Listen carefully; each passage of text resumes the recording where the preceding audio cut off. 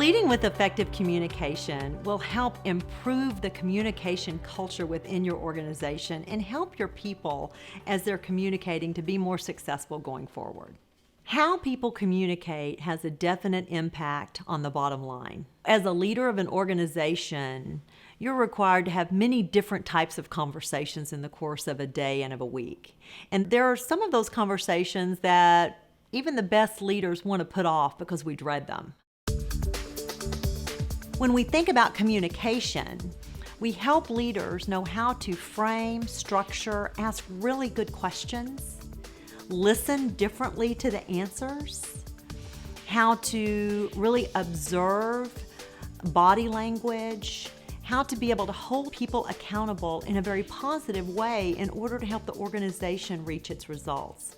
From the Leading with Effective Communication initiative, some of the key benefits that our clients experience is a new awareness of when they communicate, how other people might receive that communication that could be different than they intended.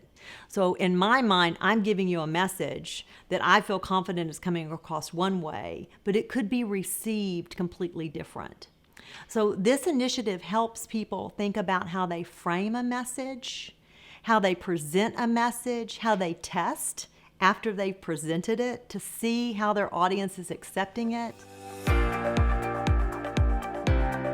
In Leading with Effective Communication, there are 8 keys that we talk about that really make a difference in the culture of an organization.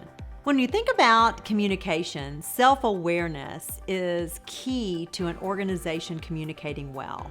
Everyone needs to understand that just because we intend to communicate in one way does not necessarily mean that's how our audience perceives and understands our communication.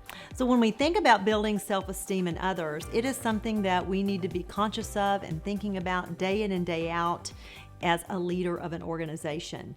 The way we approach it is, how do we hit an issue head on, straight at it?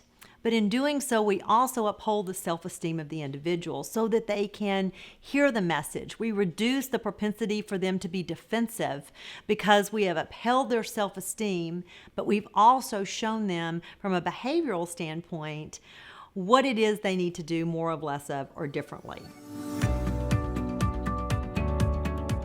Another important key is dealing with ambiguity. And when we think about dealing with ambiguity, we look at it from several different ways. First of all, when you're in ambiguity, which we equate to the fog, how do you get out of it? Secondly, how can we make sure we don't put other people in the fog and make their life where it's unclear, where they're not sure what to do to be successful? And then thirdly, understanding that everyone has a different tolerance for ambiguity. If you think about fog, which is the analogy I've just introduced to you, if you're driving down the road and a heavy fog encircles your car, then immediately your pace is going to need to slow down because you can't see where you're going. And when things are unclear, it affects the pace of what we do, our productivity. And when you can help organizations learn how to A, spot the fog when it comes in, B, be willing to stop the agenda to talk about it, and find an understanding for how everyone deals with it differently so that we can be empathetic, we can partner with people to get them through it, you're going to see a much better response to the ever-changing fog that comes in corporate America. We all know the importance of listening effectively. And many initiatives start with, are you taking notes? Are you nodding your head and making some eye contact? We go much deeper when we talk about how do you really listen effectively in order to be aligned with the culture, in order to drive performance with your teams and have very meaningful conversations. So when we think about listening, it's, are you walking into a meeting with a preconceived notion of an outcome that causes you to listen to validate your own opinion? Are you listening in a way that's building trust, that's creating a bond between you and the individual? Are you listening by asking good questions? Are you patient? Do you listen long enough? Or do you listen just enough to offer a solution? So how well do the people that you interact with feel heard when they walk away from your presence? So listening is a key that we focus a lot on in this initiative because it's a very powerful part of what makes people successful. Executive presence is another area that we dive deep into in this initiative. When you think about executive presence, you know it when you see it, but you also know it when you don't.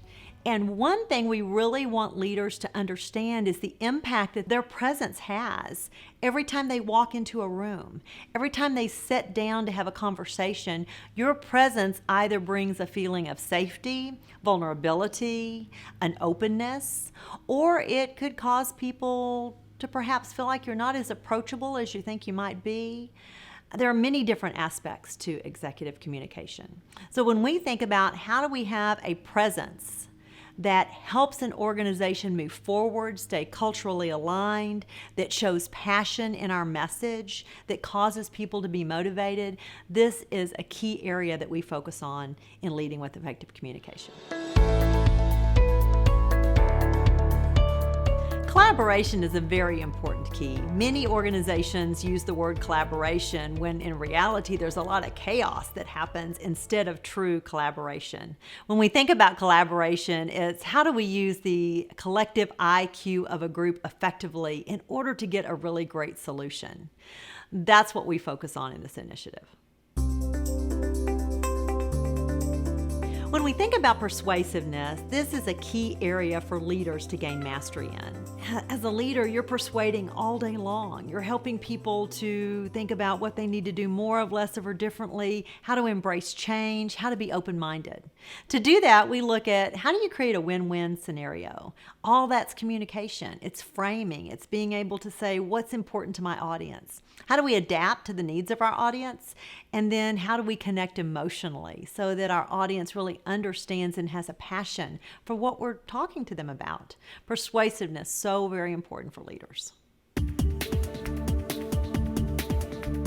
When we think about motivation, you really can't motivate anyone, but you can create an environment where people are self-motivated. When we look at motivation, we look at it from the standpoint of as lifestyles and life stage changes, our motivation can change, and then how personality impacts what people want and need and the motivations that they have. We want a motivated team of people who are willing to tackle whatever comes up. So learning how to communicate so that we motivate and don't demotivate is a really critical skill set.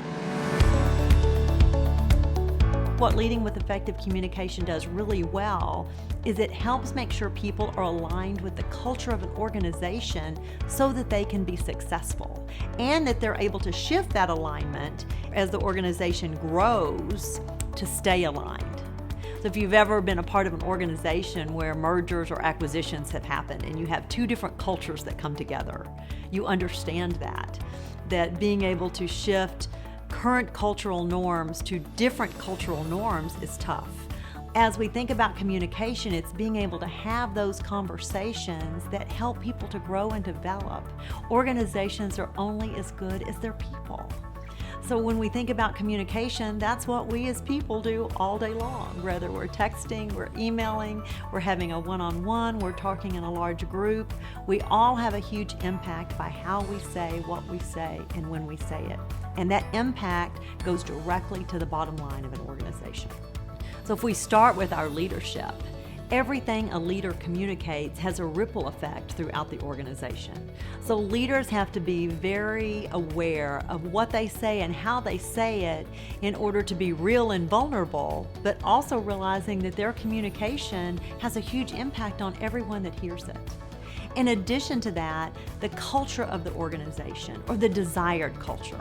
So when we think about the impact of communication on the bottom line, every organization should be looking and say, what do we want the culture of our organization to be? What do we want our people to do more of, less of, or differently in order to meet the needs of our client base?